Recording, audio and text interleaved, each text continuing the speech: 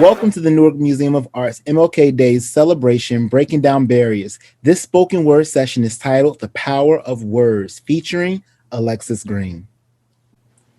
This piece is titled All That's Left. Their t-shirts marry the weight of the wind. Wedding bells crawl under their feet. Time is mispronouncing I love you again, but somehow their footprints find it funny. Laughter and speed, joy and burning, black and breathing, unions of the unlikely. But American and Confederate flags share the same last name for a reason. There's only so many ways a trail of mustard seeds can lead to nowhere, so let them run. It may be their last time. Wow, that is so nice, Alexis. When you're here to celebrate, we're gathered here to celebrate MLK Day, and in celebrating his legacy, when you think of the legacy of MLK, what's the first thoughts that come to mind? The first thought that comes to mind when I think of MLK and his legacy is audacity. That's the first word that comes to my mind, because you have to think about the time period where the civil rights movement took place. I mean, and really all throughout Black history, it's just there was a norm, right? And somebody in a group of people had the audacity to say, this isn't right, and we're going to do something about it. And so I think that, keeping his legacy alive today means continuing to speak up when you know in your heart of hearts something isn't right. Being able to stand on what you believe and what you value, and doing it not just for yourself, but for your community. Community come together.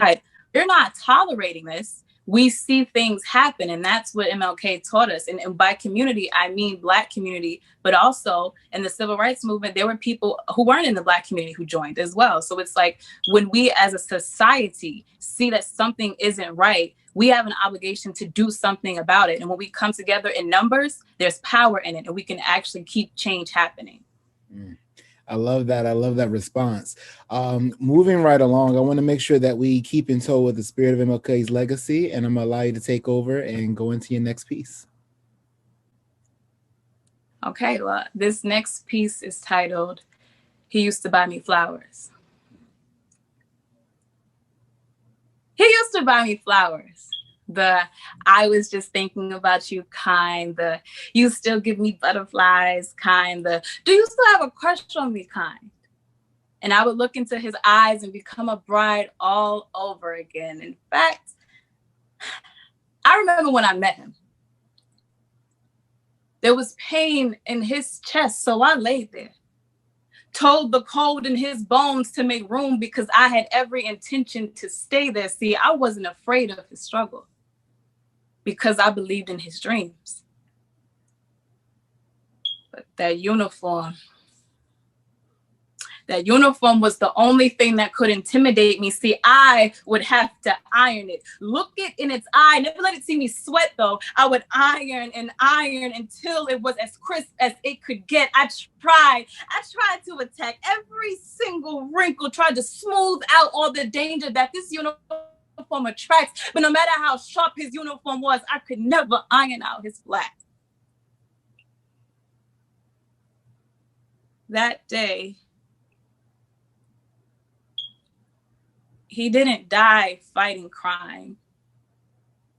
He didn't die in a car crash on the way home. In fact, he'd still be alive if he didn't have to choose between saving himself or saving his own. That day, to an officer, a white officer, I would have either lost my son or my husband. Like, this just has to be personal. Like, sir, do I owe you something? Here I am, trying to make a happy house out of the cards this world's been dealing him. Answer me this, officer. If Black men have no value, why are y'all always stealing them?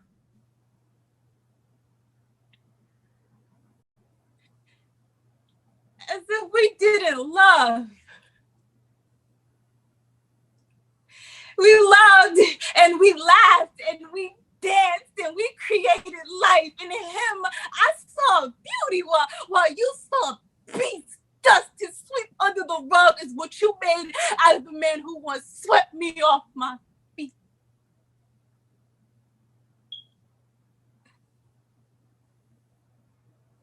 So now I keep him alive in my thoughts. And I think of him every second of every minute of every hour. And now it's my turn to buy him flowers. My husband, too lynched to be law, too field to be freedom, too black to be blue. But his life still mattered. Thank you. Yo, that is so powerful. I'm over here. I'm like, I'm shaking. Woo, that's deep. Speaking of power, this session, that's part of the title of this session. So why do you feel that there is power in words? Where does that power reside in the words? Why are words such a powerful thing from your lens? Words are powerful, and I know that because I'm a Christian, right? And my favorite Bible verse is Proverbs 18:21. Life and death lie within the power of the tongue, and they who love it shall eat the fruit thereof.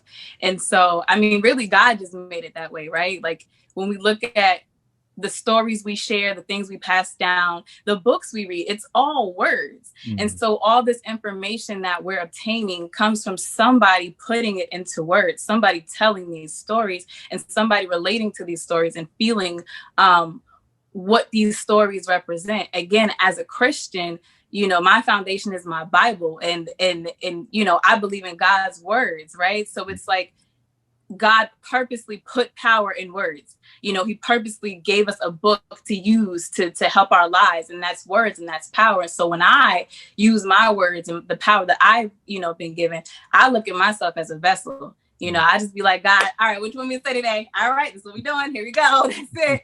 And I can do the best that I can as a vessel, because some of these words are going to reach somebody, even if it's just one person, right? Is there one? And that's really what I do it for. And that's really why I think words are powerful, because I think God's intention was for us to be able to communicate with each other, communicate our ideas and feelings and experiences, so that other people can relate or be brought through something or can empathize with something. And I think words is one of the most powerful ways that we connect as humans. I think you hit it right on the head when you talk about the idea of words and them empowering or carrying within them the strength of feelings, right? And the emotions that are tied to them. Often we think about people who also do daily affirmations, right? Right. Whether they're a believer or non-believer, they're believing in this one instance that this phrase or phrasing that they're saying over themselves is going to be the mood and the energy that they project throughout the day. So I have to co-sign with you're right. No matter where you stand, like words in general do as a whole, we find some comfort in them. When someone tells you they love you, you expect them to mean it, Right. You don't want Or those. even on the negative side, right? Yeah. Like you see a lot of people grow up with self-esteem issues because somebody said they were stupid or they weren't pretty, or, so it's like when you think about these voices that are in our head, good or bad, words really do have power. And I think, with great power, someone like me who is an orator, comes great responsibility. So it's like words have power either way, positive or negative. It's just our responsibility to be more positive than negative. Oh, I love that. I love that. Well, speaking of being more positive than negative, let's continue this positive stream of thought and the stream of words. And let's go into your next poem. All right. So this last piece is titled Insomnia. They say he dreamt that one day people would be judged by the content of their character and not the color of their skin. That's true. But he also said we will never be satisfied as long as the Negro is the victim of the unspeakable horrors of police brutality. He said this over 50 years ago. But I guess the more things change, the more they stay the same. I'm not saying that all police officers are bad. Just those of you who've been pulling out your guns, like writing utensils as you authorize bullets with your signatures on the backs of them to the backs of little black boys. Like black boy ain't got no story. Black girl ain't got no story. Black boy ain't got no story.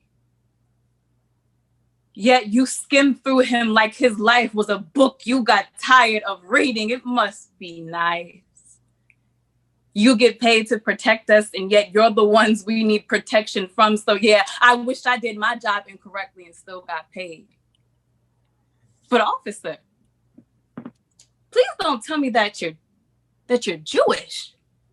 Because if I remember correctly, there was a point in time where your people were held at the mercy of another man's fingertips as he decided whether or not he felt like getting blood on his shoes today. Oh, but if you forgot, I'm not surprised.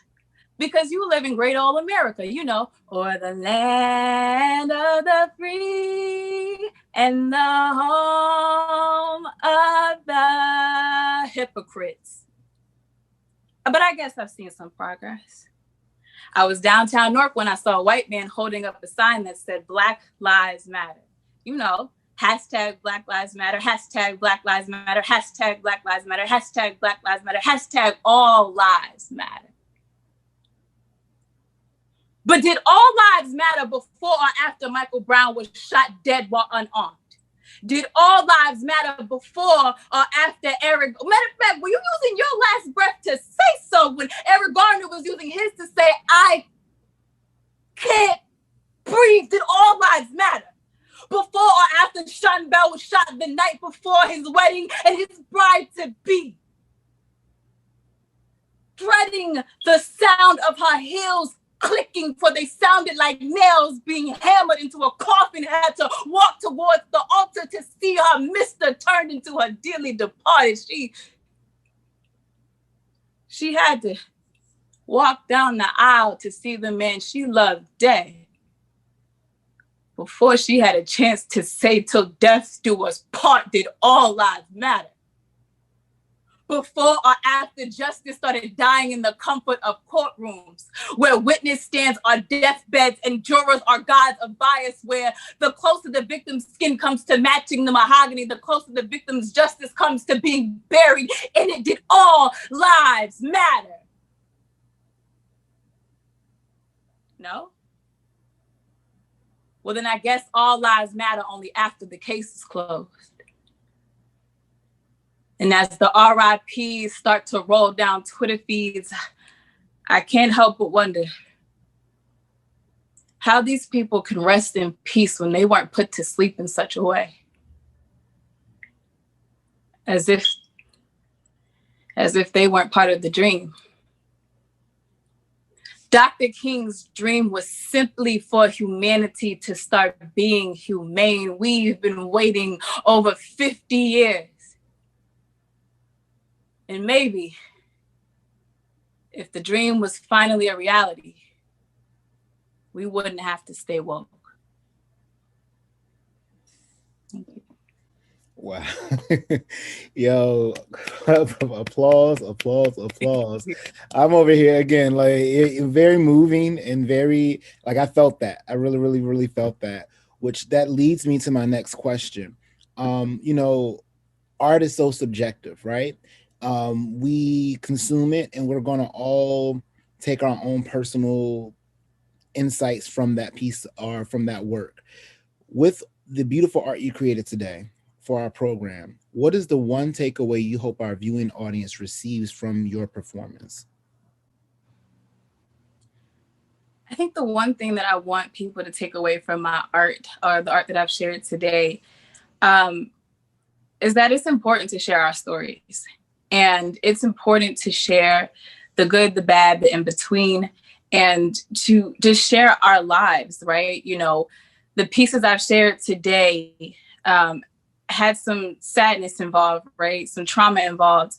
And those are important stories to tell, because when we look at MLK's dream, we have made progress. I'm not the kind of person who's not going to give credit where it's due. Like, society has made progress.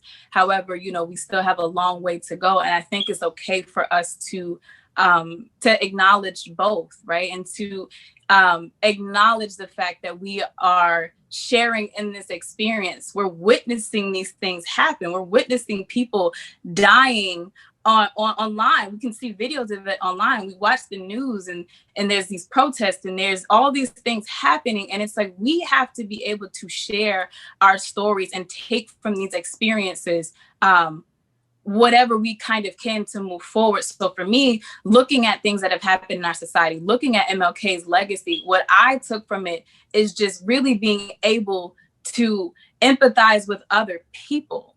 So if you're watching this program, even if you aren't Black, it's like, it's about humanity being humane. It's not about Black people just kumbayaing. It's about, is it wrong for somebody to die for no good reason? And so I hope that people take away from this that our stories are important. Empathizing with each other is important. And let's get back to humanity being humane. I have to say the one takeaway for me is definitely compassion. Like as I'm listening to your words, and then hearing your point of view as to what was the uh, thought process behind the cultivating of these words. I like to say compassion is something that I'm definitely walking away from this performance. Being a person of color, obviously I relate, but I'm hoping that as others are watching our program today, that they walk away with, a deeper understanding of, as you said, our story. And, Absolutely. and compassion is what bubbles up. Hearing the stories that we and the traumas that we've had to face as a people. And I applaud you on applauding the progress. Like, we have seen things. I'm an 80s baby, so I'm seeing things in my lifetime that I thought would never happen, like having our Right. first president of color, now having what will happen in the next week or so, the first woman of color in a presidential, or she's going to be the vice president, but in a Right. presidential, holding in a presidential elected office space. Like that in itself is something that, again, growing up in the timeline that I grew up in, is unimaginable, right? So Right. there's progress in that. However, as you also highlighted and underscored, the systematic racism and the systems that are in place that make these dreams that are happening so at one point seem so unobtainable. We do have to continue to work to break those down, because as you said, there are people who look like you and me who unfortunately don't get trials in courts, and they end up Right. in situations where we're mourning the loss of a loved one. So I say that Absolutely. with the hopes that, if nothing else, that all of our viewers walk away understanding that compassion and moving in love is the continuation of MLK's dream. And I just Absolutely. want to thank you for being a part of this, Alexis. This was such a great I'm not even sure how, well, a great performance, I guess, to wrap everything up in Thank a you. nutshell. Thank you so much for having me. And I love hearing your perspective too. Oftentimes we hear art, but we don't always get to hear the thought process behind the art. So being able to Right. have this moment to chat with you and talk a little more in depth, it definitely made my day. It made my day. Before I leave you though,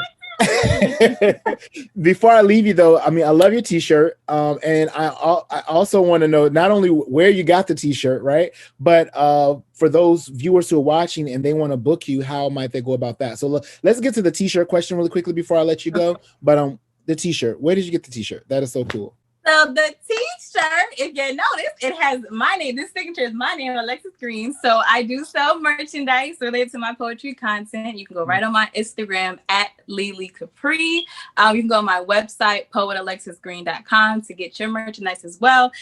This is just one of our shirts which says Black Joy is part of the rebellion. And I think that's important to note also when we're having this conversation, right? Because we're talking about how do we keep MLK's legacy alive and move forward in a society where Black people are so oppressed. And for me, this quote in particular, was birthed out of everything that happened in 2020, with Breonna Taylor and George Floyd and all things that were happening. One of the things that I noticed online was that people in our community kept saying, like, oh, we're going to talk about this for a minute and then we're just going to forget about it. And I really want to emphasize to our community that there is a time and a place for everything, you know, and in this instance, there is a time to grieve and there's a time to rejoice. And so, yes, we should be fighting for justice and fighting for change and grieving and hurting and feeling each other's pain. But we also should be living life as well, for the sake of the people who can no longer live, right? And that goes for people, you know, in our community who are passing, but people in our actual individual lives. 2020 was a rough year. Some people had family members who passed, you know, and it's not that we're ever going to forget them. It's that at some point we do still have to live. I'm never going to forget Trayvon Martin, Tamir Rice, you know, Michael Brown. Like, I'm never going to forget them. However, I am going to live and partially live on their behalf because they can no longer do so. And so with Black Joy being a part of the rebellion, it's like when we're talking about oppression, it's not that the oppressors just don't want us to have jobs and make money. They don't want us to be happy. They don't want us to rejoice, because when we're happy and we're joyous, we can come together as a community. We can build better families. We can build up our community. No, no, no, no, no, no, no, no, no, no. They don't want us to do that. So it's like the rebellion is the fighting and the marching and the public policies, but it's also the way in which we live and how we represent ourselves and how we enjoy our lives. And so that's a part of the rebellion too, being happy, because that wasn't in the plan for us either. Whew, in that moment, what you just said, speaking of your belief system and how you believe, that takes me back to the story of Jericho, and those walls came down because of what? Celebration. So, Celebration. you know, that part of being happy, and even in going into war is in that story, and that's in that scenario, and those walls came down because of the joy, right? Absolutely. I have to say, like, you are such a refreshing breath of air. Thank you. Thank you. And I'm hoping that our viewers are excited. I'm gonna have to get me a t-shirt, so don't be surprised if you see me wearing one of the tees, because that is a really, really cool tee. And thank you for sharing your IG. Give your IG one more time for those who may be interested. Sure. My all social media platforms, my username is Lily Capri, LELECAPRI, and my website is www.poetsalexisgreen.com. Thank you again so much for joining us. And thank you, viewing audience, for joining us and being a part of our MLK Day virtual celebration. And I'm Daryl Dwayne, and make sure you stay tuned because we have a lot more for you. Keep it locked. Bye. Thank you.